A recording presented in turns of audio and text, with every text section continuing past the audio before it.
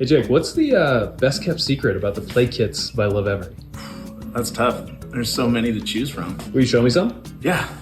The spray mop is a real working mop, so you can have your little ones help clean up messes. Do you use this at home? Absolutely. Pretty handy for those tight to reach spots. The flashlight is a great flashlight, real working, but another thing you can do is turn it on and leave it upside down, and you've got a nice little nightlight. So this pitcher in this cup looks like just a normal pitcher in a cup, but we actually have this groove in the cup. So when your little one's learning how to pour, it kind of gives them a little surface to help them practice resting and pouring, which really helps reduce spills and frustration. The tea set is great for having tea parties, but another fun thing that you might not have known is this cup fits in here, the plate fits in there, and you can also stack away.